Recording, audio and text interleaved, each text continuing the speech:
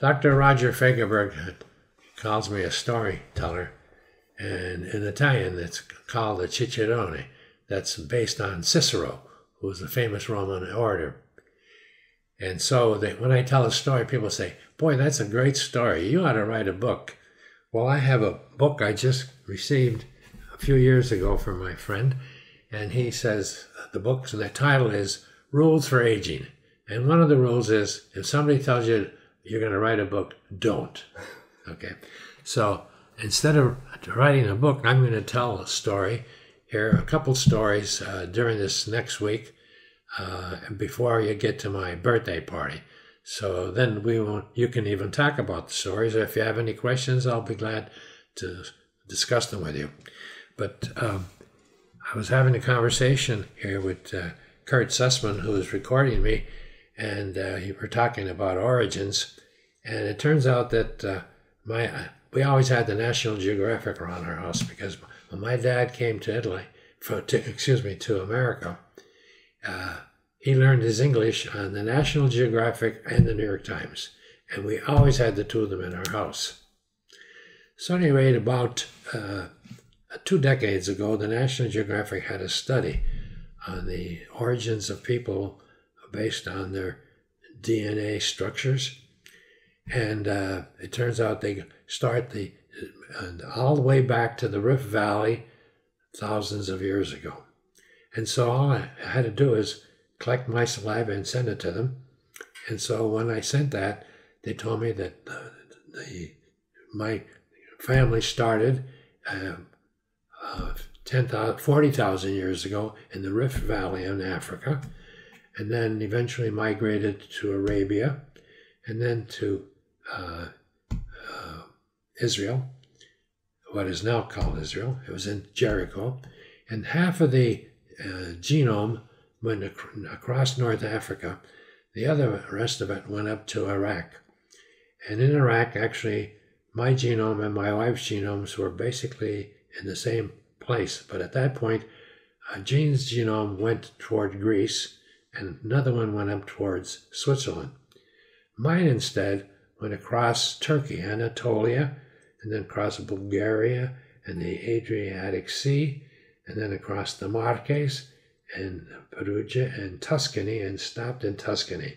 And it said 75% of my genes were in Tuscany, and about 15 went to Spain, and 10% to southern Italy. So it turns out that I'm an Etruscan. I'm an Etruscan. Okay. So, however, the story I'm just telling you is actually my father's genes, my grandfather, his father's genes, his father's father's genes, all the way back. It doesn't tell me anything about my mother's, and I didn't have any sisters. So about 10 years later, I found out that they finally found out something special, and that is that mitochondria of our cell is the one that produces all the energy. And everybody's mitochondria always comes from the female, whether you're male or female. So I sent my sputum away again, and basically mine was the same. But on my grandmother's family that came over, part of it went up north, but did not go all the way. But on the rest of it, both my grandfather and my grandmother and their parents all came over into Tuscany. Huh. And then, which then reminds me of the story that we read, that there was a very good movie in New York City called The Tree of Wooden Clogs. Got rave reviews. And so we went to see it, and I thought it was so wonderful that when my father turned 80 years old, I decided to rent the movie and rent the Ritz Theater in Scranton, and invited about a couple hundred friends to the movie. And we showed the movie, and my dad is a very modest guy, never celebrated birthdays. We sang happy birthday to him, and we went over to the forum where we just had made some new offices. At any rate, when I went there, my second cousin, Charlie Rosati, came over, and he said, Gino, he said, you know, that our parents lived in a house very similar to that. And he said, in fact, he said, I have a painting I made of it. And he said, they lived in that house for many years, and in fact, 350 years, the Rosati family lived there. All the brothers lived there, and your grandmother lived in that house, and my father lived in that house. There were 5 brothers, and they were peasants working, and they had to produce grain. And so I decided, when I heard that story, that I would show that to the group there. And so then he brought me the painting. I showed you the painting, right? And so then I decided to do giclée copies of the painting and send it out to my Rosati family, all of my cousins that were Rosatis.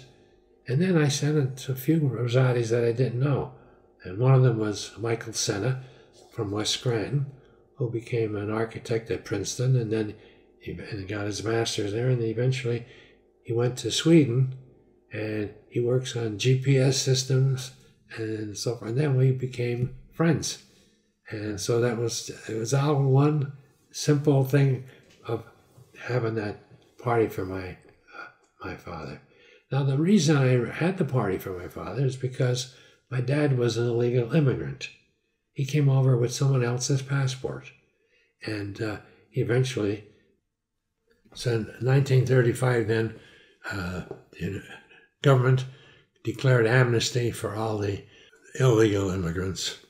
So basically, in that movie, the people lived basically the way our relatives did. The basic reason I showed the movie, though, was the same type of attitude that the protagonist had in the movie. It was the same ideal as my father's. That is to say, in the movie, the young girl was a good student, and the priest told the father that she should continue to go to school, but they lived in an area where they wore wooden clogs, and the father did not have the money to buy wooden clogs for her. So during the night, he chops down one of the trees of the owner's farm, and he fashions the clogs with the use of a candle, and the story is played with some Bach music. It's very touching, and it just reminded me of my dad working in the mines to put my brother and I through college. So it resonated with me for sure. There's an addendum to this story. When Michael Senna received the painting, he was stimulated to write a book. And so what he did is he studied the history of the whole 350 years that the house existed. And the first half of the story is based on the history books, but the second half is based on oral history of his parents, my parents, and grandparents. They're all oral history that takes us back halfway on that journey. And the book, it was a very good book, very well written, and I ended up making it in the last chapter.